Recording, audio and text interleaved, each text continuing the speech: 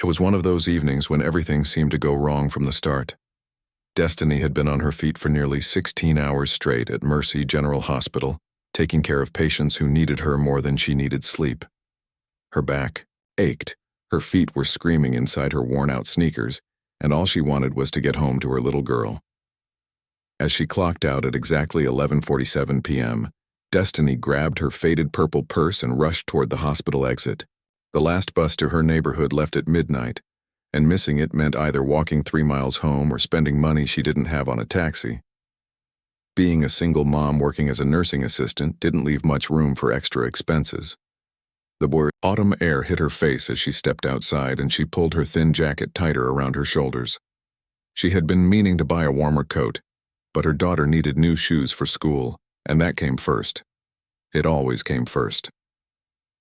Destiny hurried down the sidewalk, her keys jingling in her hand as she walked through the fancy downtown area. This part of the city looked like a different world compared to where she lived. Shiny office buildings reached toward the sky, expensive restaurants glowed with warm light, and luxury cars lined the streets like jewelry in a display case. She was checking her phone for the time when she heard it. The screech of tires on asphalt so loud and sharp it made her jump. Then came the crash, a sound like thunder mixed with breaking glass that echoed off the tall buildings around her. Destiny's head snapped up just in time to see a sleek black car slamming into a concrete barrier at the intersection. The impact was so violent that the front of the vehicle crumpled like paper. Steam began rising from under the twisted hood, and pieces of metal and glass scattered across the road. For a moment, everything was eerily quiet. Then car alarms started going off, and people began shouting from the sidewalks. Some folks pulled out their phones to record, others called 911, but most just stood there staring. Destiny didn't think twice. She dropped her purse right there on the sidewalk and ran toward the wreckage, her tired legs suddenly full of energy.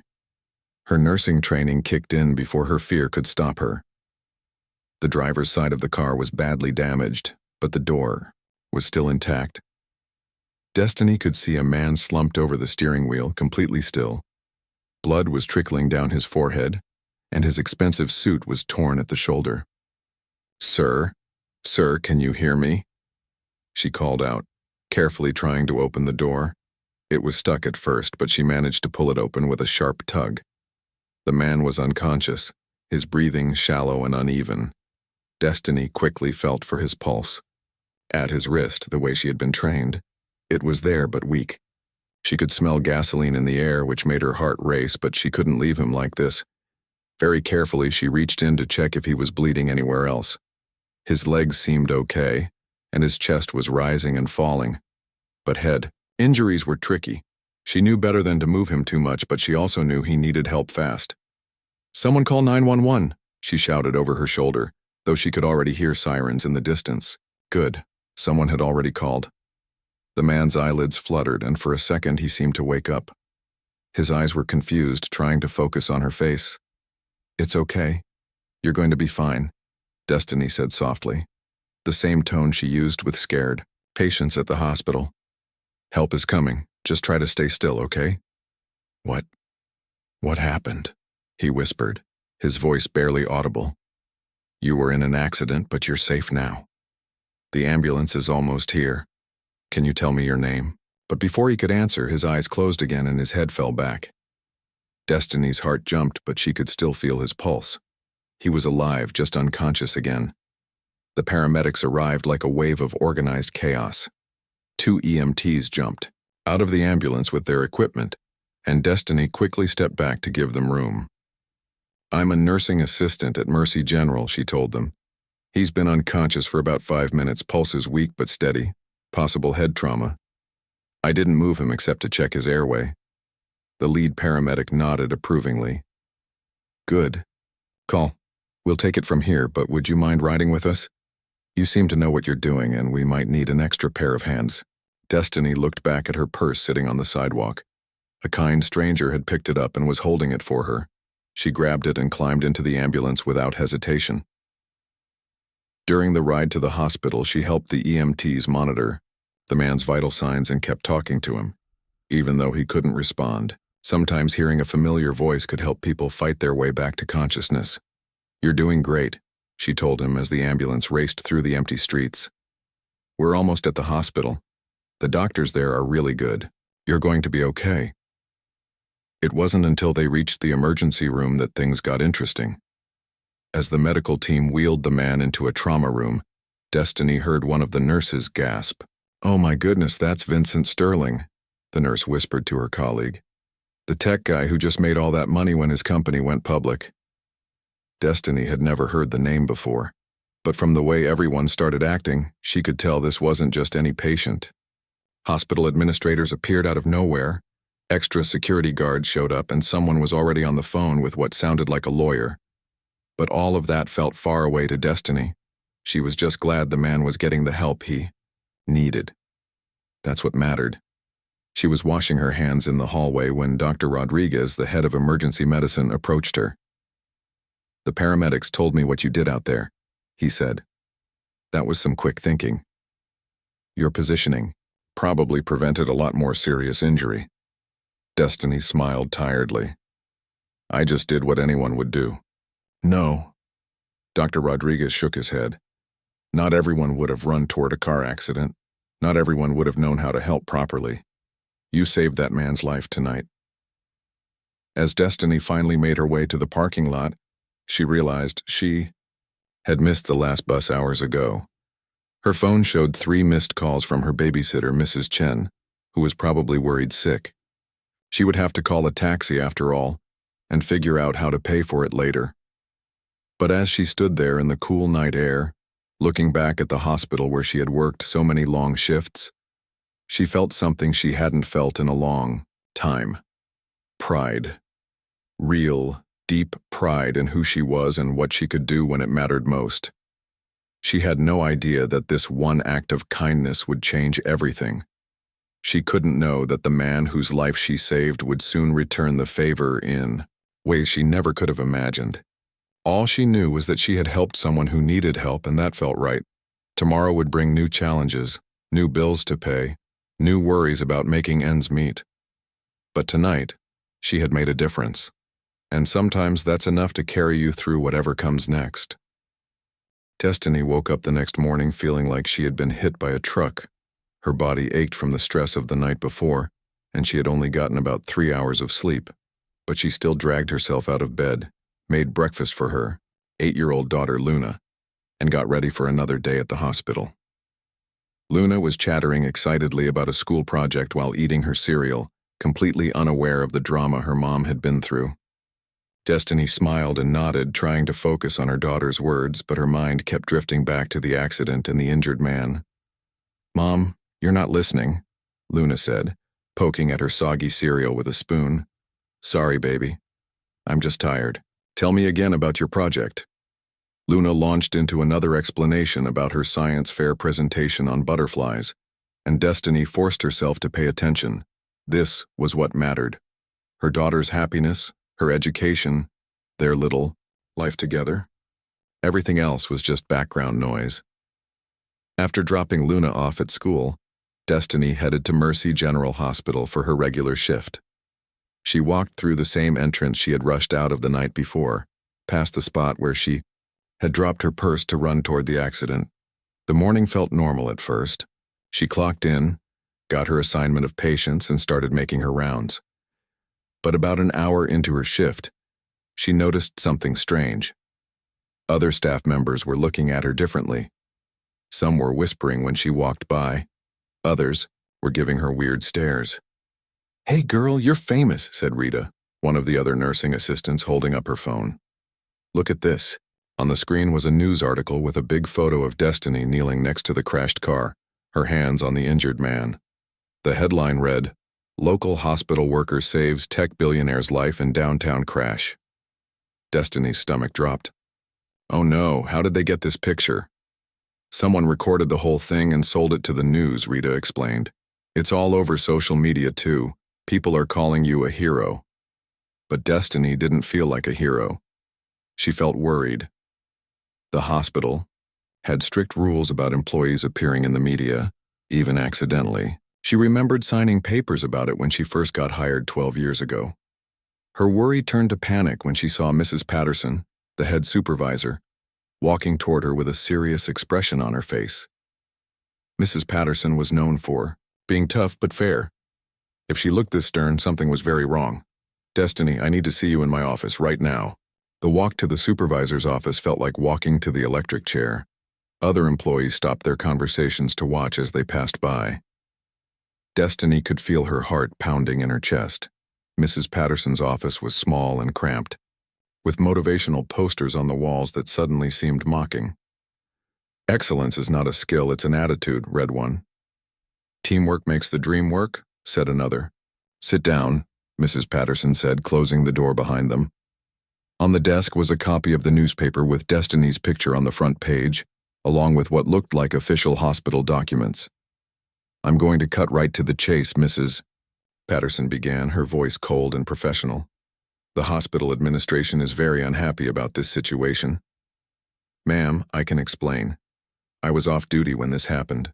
I had already clocked out and was walking to the bus stop when—" Mrs. Patterson held up her hand to stop her. "According to our records, the accident occurred at 11:52 p.m. You clocked out at 11:47 p.m. That's only 5 minutes. But I was off duty. I wasn't representing the hospital. I was just trying to help someone who was hurt. That's not how the board sees it.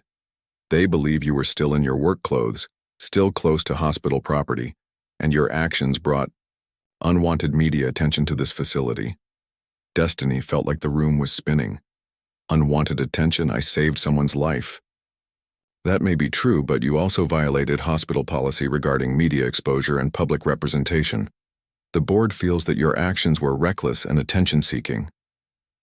Attention-seeking? Destiny could barely believe what she was hearing. A man was dying in a car wreck. Was I supposed to just walk away? Mrs. Patterson pulled out a pink slip of paper and placed it on the desk between them. Destiny recognized it immediately. She had seen other people receive them over the years, but never imagined she would be looking at her own termination notice. "The decision has been made. Your employment with Mercy General Hospital is terminated, effective immediately." The words hit Destiny like a physical blow. She stared at the pink paper, reading the words over and over, hoping they would somehow change. "Mrs. Patterson, please. I've worked here for 12 years. I've never had a single complaint. I show up on time. I do my job well. I care about the patients. You know this isn't fair. The decision is final, Destiny. Security will escort you to clean out your locker and then off the premises. But I have bills to pay. I have a daughter to take care of. This job is all I have." Mrs. Patterson's expression softened slightly, but she shook her head. "I'm sorry, I really am. But this came from the top. There's nothing I can do." 2 security guards appeared in the doorway as if they had been waiting outside the whole time. Destiny recognized them both. She had chatted with them countless times. During her breaks, asked about their families, brought them cookies during the holidays. "Ma'am, we need you to come with us," said Officer Johnson, looking uncomfortable with the situation. The walk to her locker felt like a nightmare. Other employees stopped what they were doing to stare as she passed by with the security guards. Some looked sympathetic, others looked curious, and a few seemed almost glad to see her go. Workplace jealousy was a real thing, even in a hospital. Her locker held 12 years of accumulated memories. Photos of Luna at different ages, a few personal items, her spare stethoscope, and a coffee mug that said, "World's Best Mom," that Luna had given her for Mother's Day 3 years ago. She packed everything into a cardboard box, her hands shaking slightly. This locker had been like a second home to her.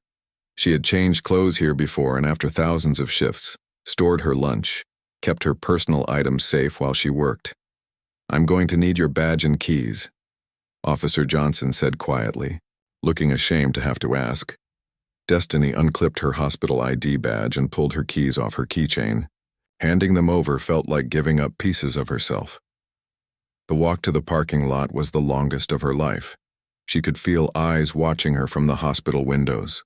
By tomorrow, everyone would know the story of how Destiny got fired for saving a man's life. She sat in her old Honda Civic for a long time after the security guards went back inside. The cardboard box sat in the passenger seat like a monument to her failure. 12 years of dedication gone in a single morning. Her phone buzzed with a text from Luna's school. Field trip payment due Friday, $25 that. She no longer had a way to earn. Destiny put her head on the steering wheel and allowed herself to cry for exactly 2 minutes. Then she wiped her tears, started the car, and drove home. She had 6 hours before Luna got out of school, and somehow she needed to figure out how to tell her 8-year-old daughter that their whole world had just changed. As she drove through the city streets, she passed the intersection where the accident had happened. There was no sign that anything dramatic had occurred there just 12 hours ago. Life had moved on. Traffic was flowing normally, and the world kept spinning. But for Destiny, everything had stopped. Destiny had barely slept all night. She kept staring at the ceiling, wondering how she was going to pay rent next week, how she would explain to Luna why they might have to move, and how everything had gone so wrong so fast. The few times she did drift off, she had nightmares about being escorted out of the hospital while everyone watched. At 6:30 a.m., she was sitting at her small kitchen table with a cup of coffee that had gone cold an hour ago, staring at job listings on her phone. Most of the nursing assistant positions required references from previous employers. How was she supposed to explain what happened at Mercy General without sounding like trouble? Luna was still asleep in their shared bedroom. Destiny had decided to let her sleep in a little longer before having the conversation she was dreading. How do you tell an 8-year-old that mommy lost her job for helping someone? That's when she heard it. A sound that made her look up from her phone in confusion. It was loud, getting louder by the second, and it seemed to be coming from right outside her window. The sound grew into a thunderous roar that shook the walls of their small apartment. Destiny rushed to the window and pulled back the thin curtains, expecting to see a low-flying airplane or maybe a news helicopter covering some story in the neighborhood. What she saw instead made her jaw drop. 2 pristine white helicopters were descending toward the small park across from her apartment building. They weren't news helicopters or police aircraft. These looked expensive, like something you'd see in a movie about rich people. The helicopters landed gracefully on the grass, their rotors still spinning as several men in dark suits stepped out. Destiny rubbed her eyes, thinking maybe she was hallucinating from lack of sleep and stress. But no, they were real, and they were walking straight toward her building. "Mom," Luna called from the bedroom, her voice scared. "What's that noise?" "It's okay, baby. Just stay in the room for a minute," Destiny called back, her heart starting to race. She watched from the window as neighbors came out of their apartments and houses, pointing at the helicopters and taking pictures with their phones. Mrs. Rodriguez from downstairs was standing on her balcony in her bathrobe, looking just as confused as everyone else. The group of suited men had reached her building now, and Destiny could see them talking to someone at the entrance. Her apartment was on the 2nd floor, so she couldn't hear what they were saying, but she had a sinking feeling in her stomach. When the knock came at her door, it was firm but polite. 3 measured knocks that somehow sounded official. Destiny looked down at herself. She was still in her pajamas, her hair was a mess, and she probably looked like she hadn't slept in days, which was pretty much true. But whoever was at her door didn't sound like they were going away. She opened the door cautiously, keeping the security chain attached, and peeked through the gap. Standing in her hallway was an elegant woman in an expensive-looking navy blue coat. She appeared to be in her 50s with perfectly styled hair and kind eyes behind designer glasses. Behind her stood 2 of the men in suits, looking like bodyguards or security. "Ms. Williams?" the woman asked, her voice cultured but warm. "My name is Catherine Chen. I work for Mr. Vincent Sterling. I believe you know who that is." Destiny's heart started pounding even harder. Vincent Sterling, the man from the car accident, the billionaire whose life she had saved and whose rescue had cost her everything. Yes, I know who that is," Destiny managed to say through the crack in the door. "May I come in? Mr. Sterling has been trying to find you, and he's very eager to speak with you." Destiny looked back at her tiny apartment. The dishes from last night's dinner were still in the sink. Luna's school clothes were draped over a chair. The place looked exactly like what it was. the home of a single mother who worked long hours and barely made ends meet. But something in Catherine's eyes seemed genuine, not judgmental. She unlatched the security chain and opened the door wider. "Please, come in. I'm sorry about the mess. It's been a difficult couple of days." Catherine entered, followed by one of the security men, while the other remained in the hallway. If Catherine was shocked by the modest surroundings, she didn't show it. Instead, she looked around with what seemed like genuine interest. "You have a lovely home," she said, and somehow made it sound sincere rather than patronizing. "Mom?" Luna appeared in the doorway of the bedroom, rubbing her eyes. She was wearing her favorite purple pajamas with unicorns on them, and her hair was sticking up in all directions. "It's okay, sweetheart. These are just some people who wanted to talk to Mommy. Why don't you go get dressed for school?" Luna stared at the strangers with wide eyes, then disappeared back into the bedroom. "Beautiful daughter," Catherine said with a smile. "How old is she?" 8. She's everything to me." Catherine nodded knowingly. "Mr. Sterling has 3 children of his own. He understands how important family is."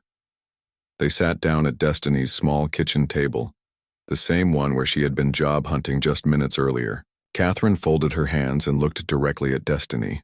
"I want you to know that Mr. Sterling has been fully conscious and alert since yesterday morning.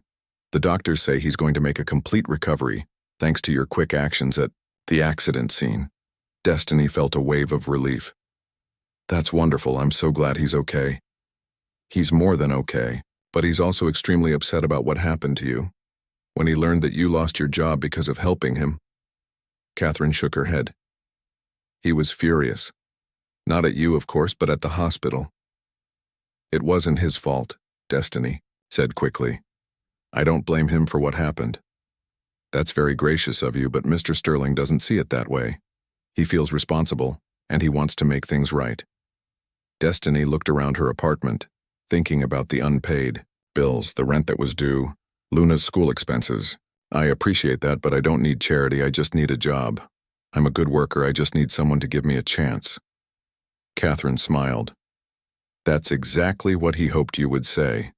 Mr. Sterling would very much like to meet with you in person if you're willing. He has a proposition that might interest you." "A proposition?" "I can't go into details here, but I can tell you that it involves your nursing skills and your obvious care for others. He was very impressed with how you handled yourself during the emergency." Through the window, Destiny could see that a small crowd had gathered around the helicopters. Her neighbors were taking selfies in front of them, and she could see someone who looked like a news reporter talking to people. "Those helicopters," she said. "Are they really for me?" Mr. Sterling wanted to come himself, but his doctors advised against it. So he sent his best helicopter and his most trusted staff member. Catherine gestured to herself. "That would be me." Luna came out of the bedroom, now dressed for school but moving slowly, clearly trying to listen to the adult conversation. "Mommy, why are there helicopters outside?" Destiny looked at her daughter, then at Catherine, then back at Luna. "How do you explain that sometimes life takes turns that are so unexpected, so impossible, that they feel like something out of a fairy tale? Some very nice people came to talk to Mommy about helping more people who are hurt, like I helped someone the other night." "Are you going to be a superhero?" Luna asked, with 8-year-old seriousness.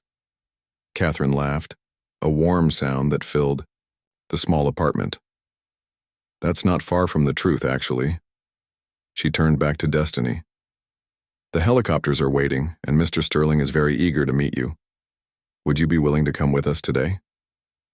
The helicopter ride was something Destiny never imagined she would experience in her entire life. As they lifted off from the small park, she could see her whole neighborhood spread out below like a map. Luna was at school now, safely dropped off by Mrs. Rodriguez, who had agreed to help out after Catherine explained the situation. Looking down at the city from above, Destiny could see the clear divide between where she lived and where they were heading.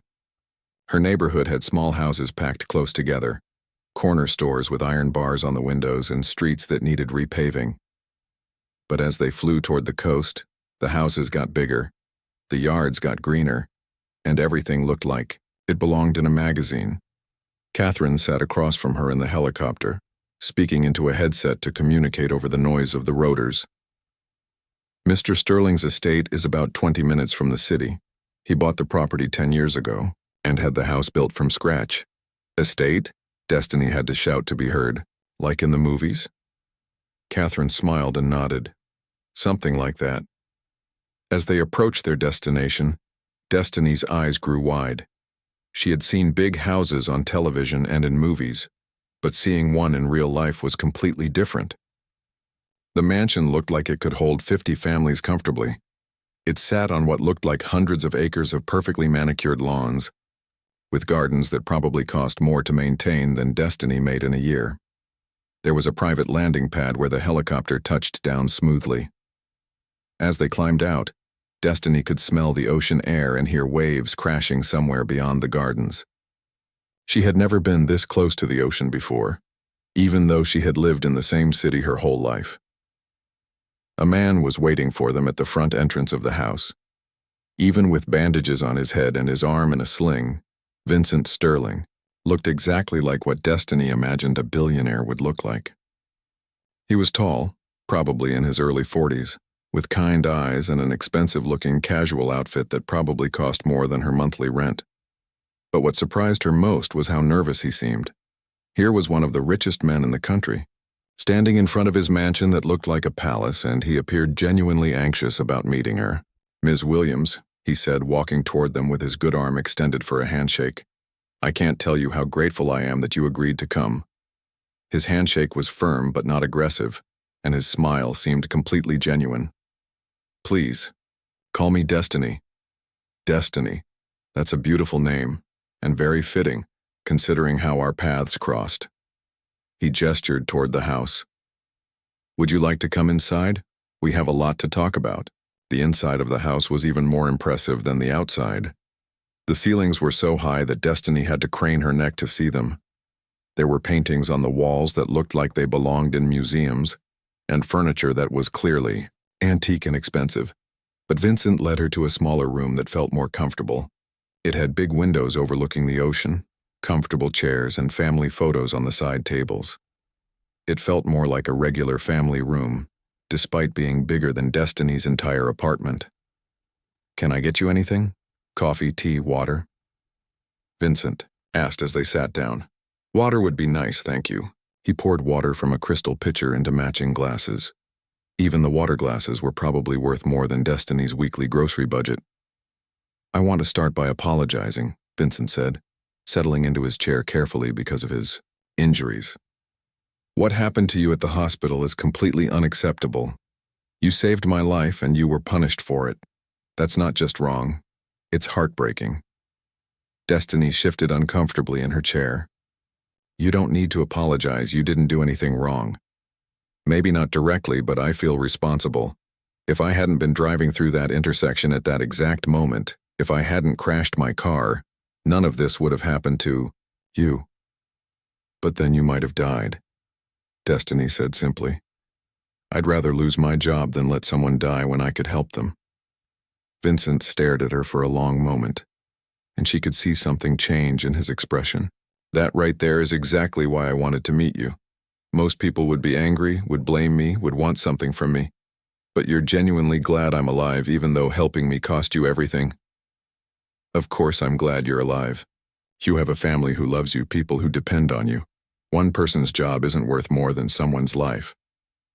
"Tell me about your family," Vincent said, leaning forward with genuine interest. "Catherine mentioned you have a daughter." Destiny's whole face lit up when she talked about Luna.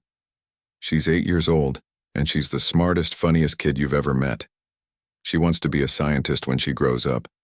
She's working on this project about butterflies for her school's science fair. She sounds wonderful. It must be hard raising her on your own."